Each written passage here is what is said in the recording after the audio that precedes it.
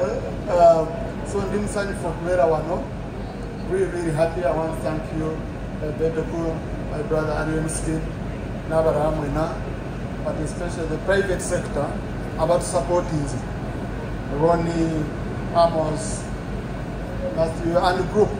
We were not supporting that, which you know. NRM.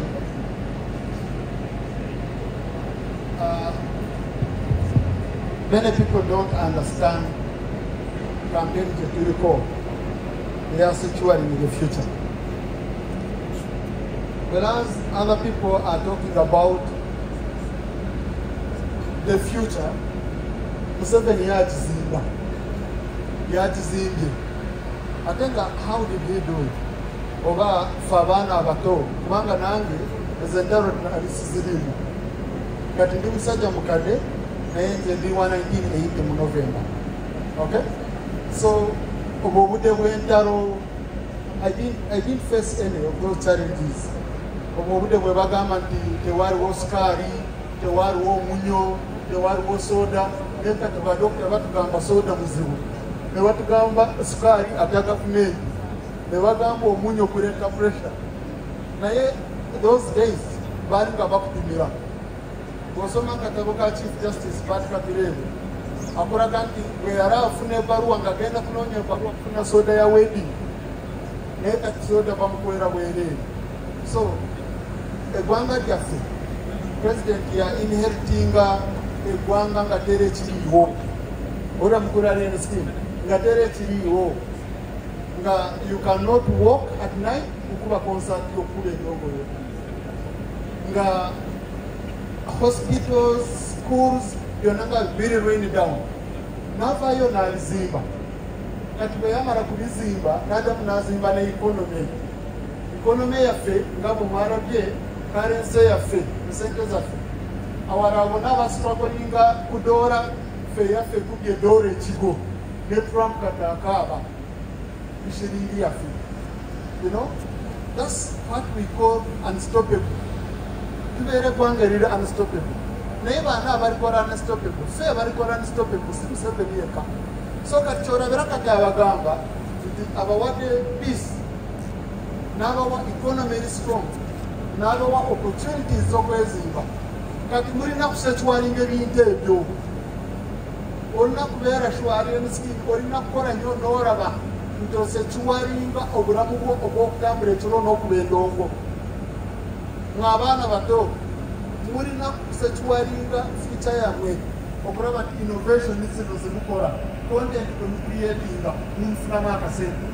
Kati abakoledde etteeka biri kumpi kulimaliriza erya copyright and neighboring rights bill.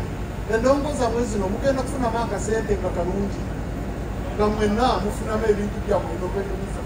So nze program eno ya Unstoppable project eno njagala okukubanga eyogera ku 5 pillars ezisinga ate naffe campaign yaffe kulaba nti ba innovators, ba hustlers n'abalabona ba entrepreneurs bona bafunamu. Now ngamaliriza kati omusajja nga President Museveni ekikyakikoze n'amara kati byakola byaffe some us onona linegwanga, some us kulisechuwalinga, some us to know that omusajja tuwadde foundation inene kati kitisechuwalinge bulungi ate nga kyaliwo okutugayidinga tulirako ennyo njo n'abadde ekisolo nga mbuuza b'ekisolo kati Uganda fet exporting a peace mu South Sudan e Congo bw'ogende Mbarara wali Sinjo na Kivali n'oraba eggulu n'ogenda Kisoro n'ogenda mu Northern Uganda n'oraba refugees bw'otegeera kiki ekitegeeza. So ne bano bendaba nga kati n'ofuma ne president naye n'akuleka. You know, olina ne right y'okufuma president n'ofuma famire ye n'ofuma buli omu n'ogyereka buli omu naye nga tukusekerera kubanga ffe tukusabira nti maybe one day ojja kukyuka. So kyekyo kyetutegeeza kyakusekiwalinga future nti libeere eggwanga ffenna tulyenyumizeemu turabe protecting against zetukoze mu peace and security kyakusooka.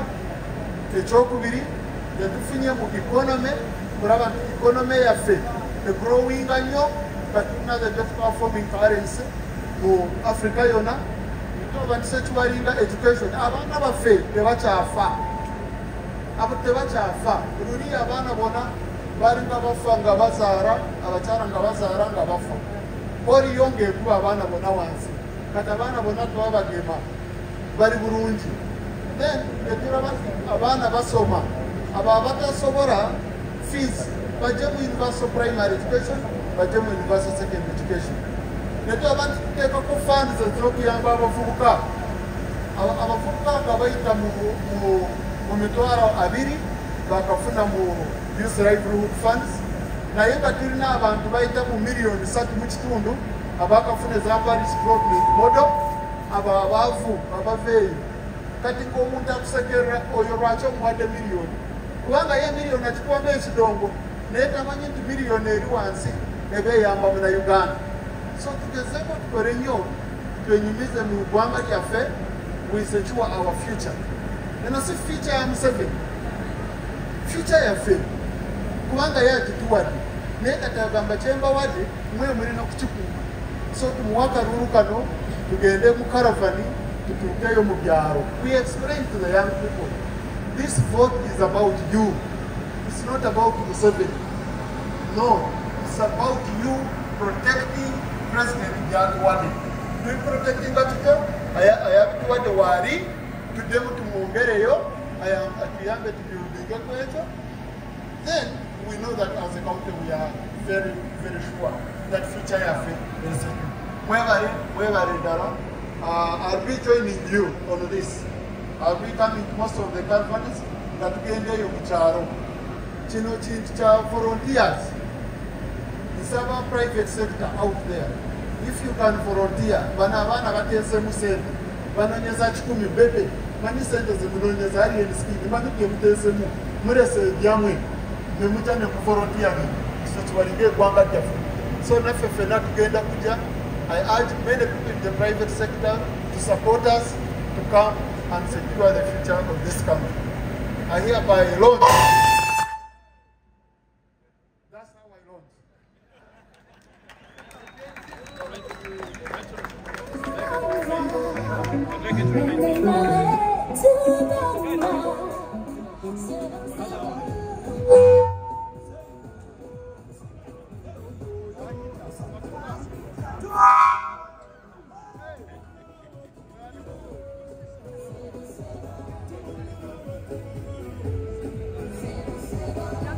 Yeah, a round of applause for our chief guest who will be joining us on the caravan.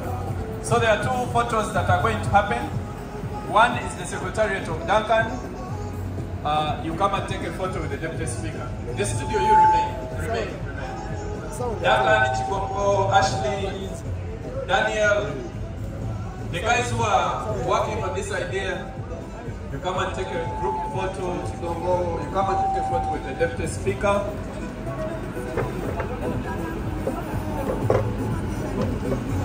Once they are done, all of us who are putting on yellow will go to the stage. All of us, let's go to the stage. All of us, let's go to the stage behind.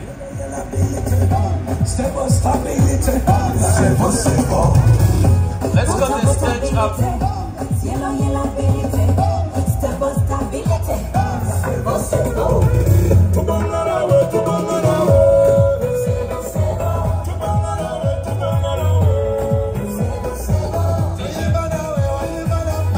Yabo, banda mawulire baffe. Nije salamu kaawa. Tweyanziza nnyo. Mbadde sinakwatirawo wano microphone naye mbadde ndi mu kulambuza muto wange. Mulambuza ka Unstoppable Sevo Cafe. Cafe ya Sevo. Of course, programu yaffe ya Unstoppable tugamba nti twagala kunoonyeza omuzeeyi akalulu. Abavubuka, akalulu mu bavubuka. So, omuvubuka omuto asooka uyo yayimiridde awo Kimenke akyetegereza yankulageko n'omukadde wano Menke yankulageko wano kati akagambo unstoppable soko yimirire wano tusoke tuliye nap soko kakutula ne bochiringa Iranga, just like we say, we are getting ready to have this feel. The feel is very simple. It is a Gen Z Unstoppable program.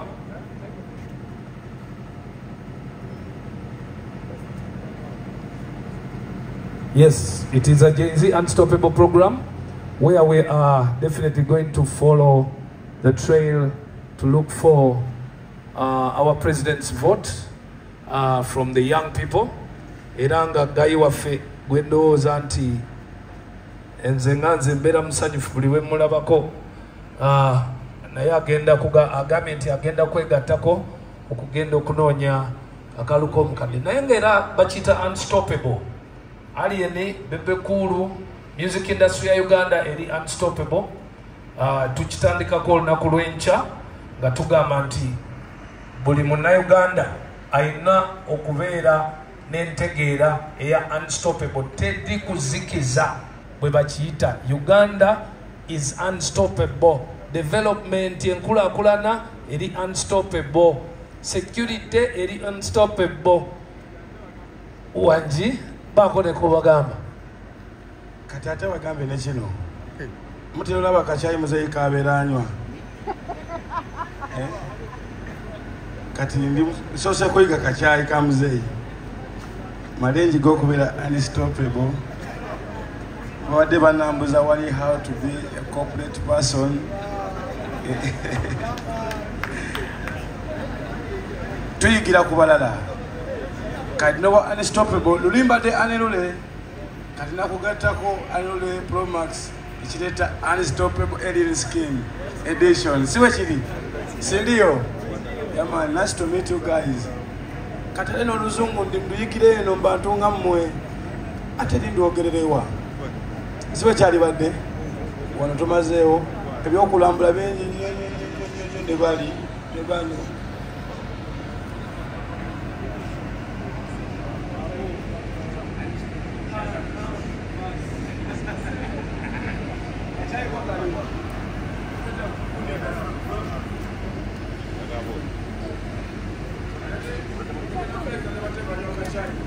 Kati tugenda kubaako n'akaboozi ali ensoko gy'olabe kano ati tugenda kubaako n'akaboozi wano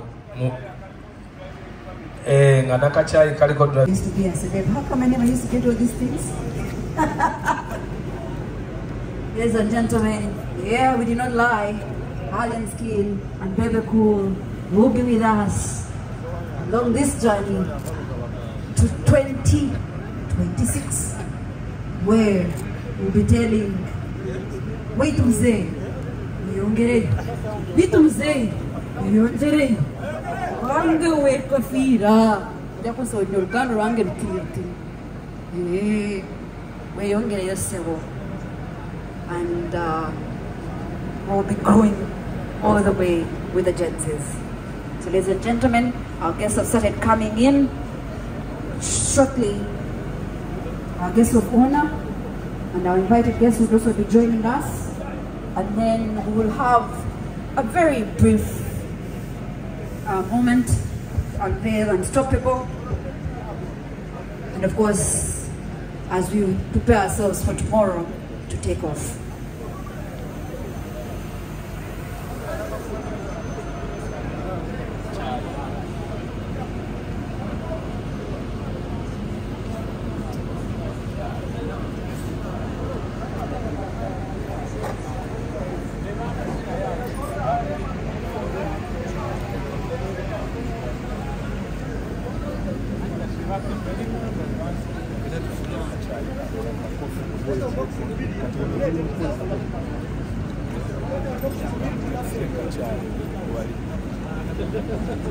Ladies and gentlemen, allow me briefly to take you through what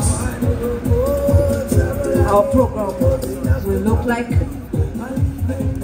We'll have a guest of honor, then we'll have a few speeches, not so many. can all unveil our products. The Sevo Cafe.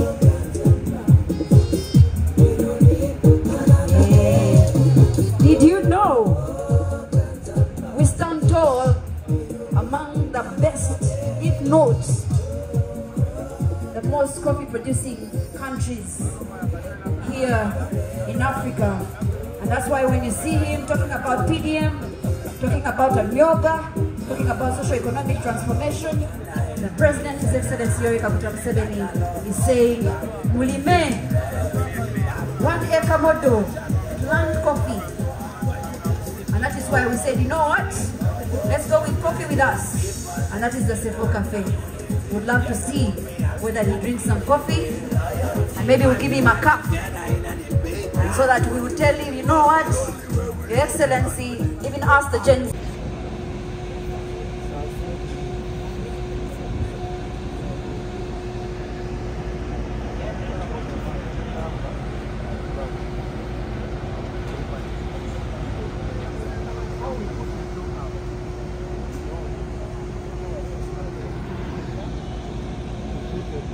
Okay.